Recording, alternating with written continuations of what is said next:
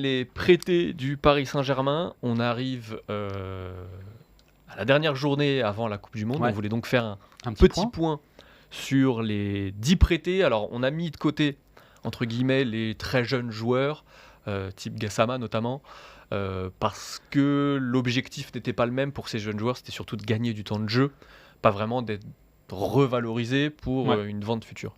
En tout cas, une vente à court terme. Donc, on vous a sélectionné les 10 joueurs principaux prêtés par le Paris Saint-Germain. Et il y a du beau monde. Il y a du beau monde et on va commencer par les joueurs pour lesquels les prêts, pour l'instant, ne sont pas réellement concluants, avec Leandro Paredes. Ouais, alors on le sait, il a été prêté à la Juve, milieu argentin, qui était assez attendu par les Bianconeri parce qu'il y avait un manque, un coin à combler au milieu de terrain, et pour le moment, ça le fait pas. Il a eu sa chance. Il s'est retrouvé, ses prestations étaient un peu décevantes, du coup il s'est même retrouvé dans l'œil de la presse italienne, et d'ailleurs selon la presse transalpine, en gros la Juve pour le moment ne voudrait pas lever l'option d'achat, ne voudrait pas s'activer pour essayer de le garder. Alors il s'est blessé récemment, et il serait même prêt à mettre 2 millions d'euros s'il ne lève pas cette option. C'est quelque chose qui est évoqué dans la presse, donc ça en dit long sur l'impact de Leandro Paredes, malheureusement, à la Juventus en ce moment.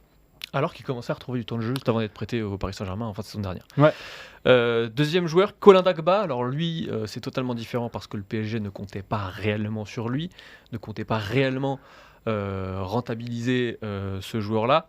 Ce qui est sûr, c'est que son prêt à Strasbourg n'est pas réellement concluant non plus. Il n'est pas toujours titulaire, il n'est pas toujours convaincant. Il affiche globalement les mêmes limites que celles qu'il avait affichées avec le Paris Saint-Germain, à savoir des limites assez physiques. Il n'est pas suffisamment incisif et il est dépassé globalement dans la hiérarchie par Pierre Gabriel qui, quand il n'est pas blessé, est titulaire au poste à droite. Et quand tu viens du PSG et que tu vas à Strasbourg, être dans cette situation-là, c'est quand même pas hyper positif. Tout à fait. Ouais.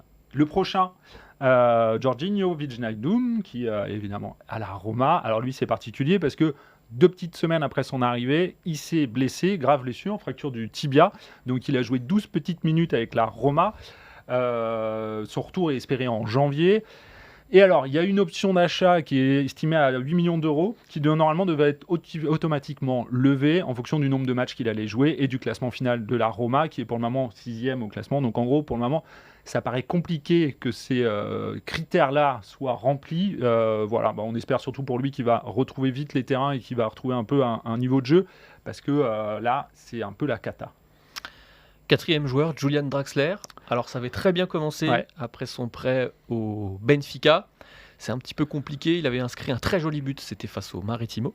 Le problème, c'est qu'il est barré par un trio de joueurs quasiment intouchables sous Roger Schmidt. C'est João Mario, Rafa et David Neres.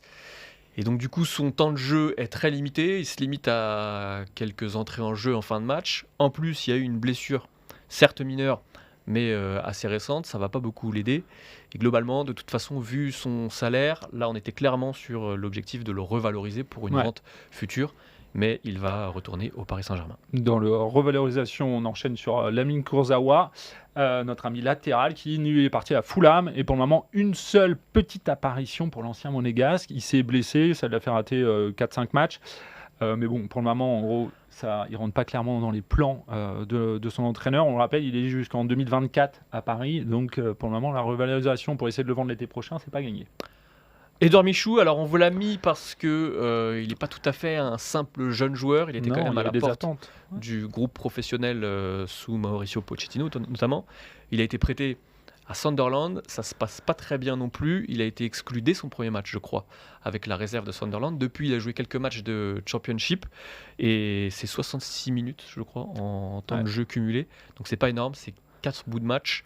Et globalement, il est très très loin d'avoir une place en équipe première. Donc le pari est un petit peu perdu pour le moment. Ouais. Le prochain, c'est Ander Herrera qui est parti à l'Athletic Bilbao. Alors lui, c'est un peu particulier parce que quand il est parti, il avait fait un message qui semblait être un message d'adieu définitif aux Parisiens. Au final, il y a un petit flou pour savoir s'il y a une option d'achat obligatoire ou pas dans son contrat avec Bilbao. Dans tous les cas, c'est pas forcément encore ça. Il joue, mais il y a eu 2 blessures, un carton rouge. Et en gros, 6 bouts de match pour le moment. Cette semaine, il a joué, il était titulaire. Ça s'est plutôt bien passé pour lui.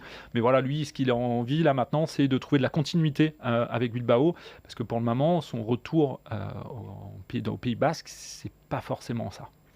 Voilà pour les joueurs pour lesquels ça ne s'est pas très bien passé jusqu'à présent. On va pouvoir passer aux joueurs pour lesquels c'est plus encourageant avec le premier que l'on a choisi, c'est Dinaï Bimbe, qui lui a été prêté à Francfort et qui pour le coup fait assez bien son trou. Alors c'est pas encore un titulaire indiscutable comme un Kolo Muani par exemple, mais globalement il a réussi de belles prestations, il a déjà été décisif, il a la confiance de son entraîneur, il joue en Bundesliga assez régulièrement, son temps de jeu commence à croître.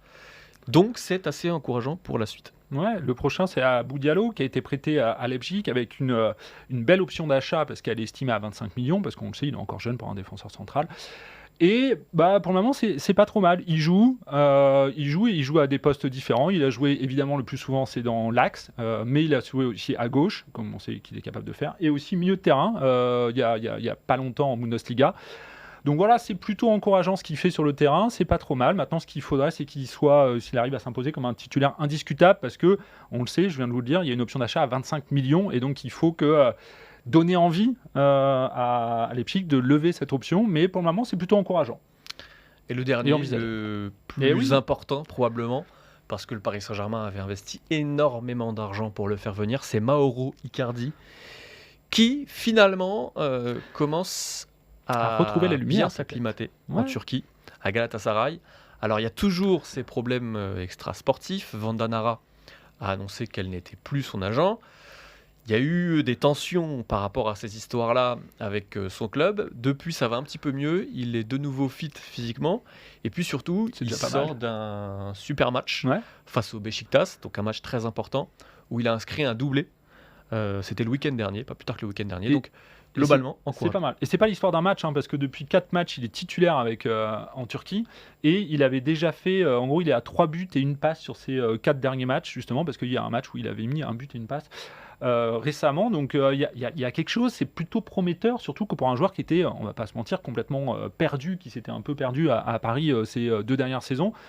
Donc ça, c'est quand même la petite bonne nouvelle, parce que si Paris arrive à montrer que c'est encore un footballeur et encore un buteur, alors ce qui serait bien, c'est qu'il redevienne le buteur de l'Inter, mais ça, il y a encore un peu d'étapes, mais en gros, s'il continue sur cette lancée, c'est quand même très très encourageant pour Paris.